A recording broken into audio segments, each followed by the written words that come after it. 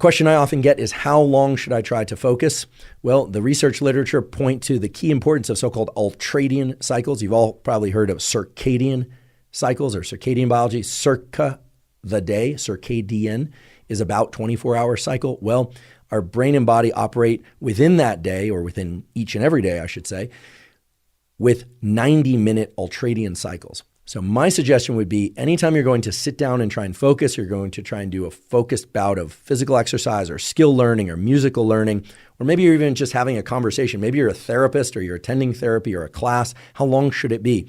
And the ideal duration is about 90 minutes. Not exactly 90 minutes, but we can reliably say 90 minutes or less. Okay, it doesn't have to be the full 90 minutes, but trying to push yourself to be able to drop into 2 hours of focus or 3 hours of focus while possible is not really in line with what we know about the underlying biology. Everything from our sleep states, or the different stages of sleep, and our waking states is divided into these 90-minute cycles, or so-called ultradian cycles. So what I like to do is set a timer for 90 minutes.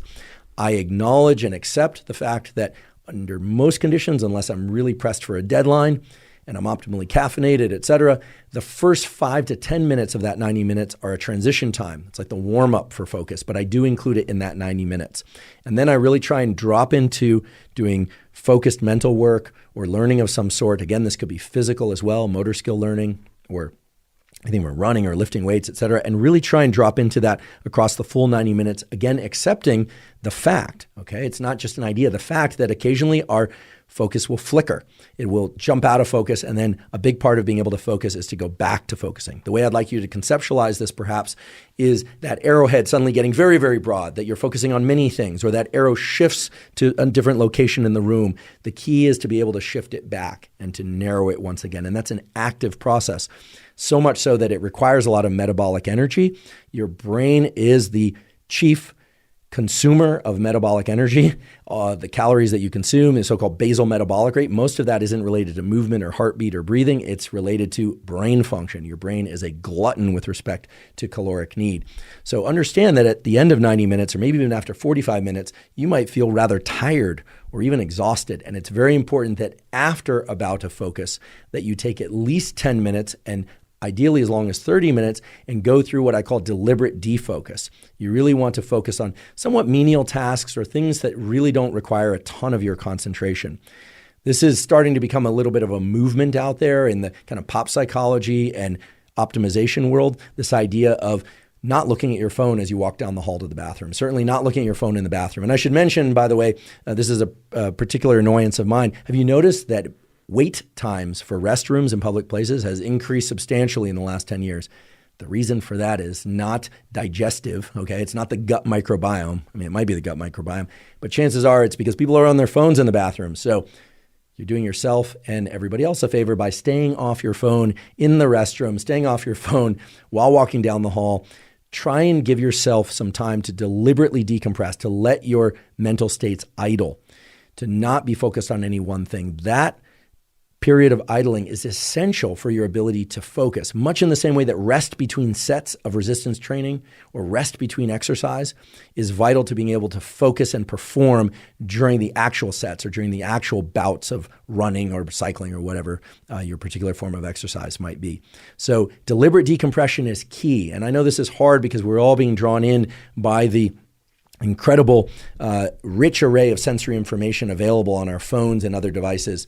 But I can't emphasize this enough. Our ability to focus is not just related to what happens during the entry and movement through those focus bouts, but after those focus bouts, we really need to deliberately decompress. And of course, the ultimate decompress, the time in which we are not directing our thinking and our action, is during sleep. And so it's no wonder, or I should say it holds together logically, that deep, long-lasting duration of not controlling where our mind is at is in fact the ultimate form of restoration, even if we have very intense dreams. So take that period after each 90-minute or less focus bout, right? Remember, those focus bouts don't have to be full 90 minutes. Let's say you do 45 minutes of work.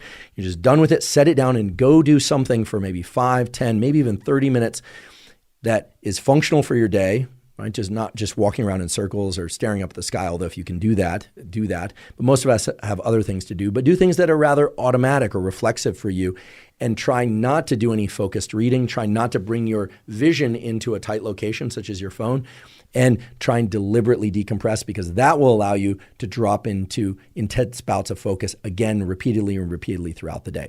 I'm often asked how many ultradian cycles one can perform throughout the day. That depends on how well you've slept, how well you are nourished, which we'll talk about in a moment, and how well trained up your focus capacity is. And here's the paradox. If you are very trained at focusing, if you're very good at dropping into focus, you're actually going to need more deliberate decompression and defocus. And I recommend only doing about 2, maybe 3 deep work sessions per day. So not one 90-minute session, then expecting yourself to do another one, but rather one deep work 90-minute session and maybe another in the afternoon. A lot of people get surprised by this and say, wait, how many people can afford to just work 3 hours a day? I'm not saying just work 3 hours a day. I'm really talking about the hard mental work. And again, somewhat paradoxically, the more you can concentrate, the more deeply you can concentrate, the fewer deep work concentration bouts you can actually perform each day. It makes sense, however, if you think about it in the context of, say, resistance training. If you are stronger and stronger in the gym, or you're an endurance athlete and you can run, ultra marathons, 100 miles or so, you are essentially cutting a deeper cut into your recovery capacity than somebody who's not very skilled at those things or can't perform as much intense work. So the intensity of the work scales directly with how long you need to rest after that work. I, at this stage of my life, am pretty good at dropping into and maintaining focused bouts of concentration, provided the landscape of my life is right. I don't have some burning, stressful thing that's essential or an emergency that I'm tending to, and that I put my phone away or turn it off. I can do 3 90-minute focus bouts per day, but that's about it. And then in between those focus bouts, I'm doing other things that require less focus. Some of you may be able to perform 4. What I highly recommend is that you try doing at least one 90-minute or less bout of focused, concentrated work per day. And yes, that means the weekends too. And on the weekends, I like to read a book with my phone nowhere in sight, not on a device. That's what I do. Or I'll listen to an audiobook sometimes while taking a walk, but really concentrating on what I'm trying to learn, what I'm hearing, and what I'm seeing. So again, a daily 90-minute bout is one to start with. And I would say after about 4 weeks of that, if you're able to stay concentrated, work through the agitation, then I would consider increasing the number of focus bouts.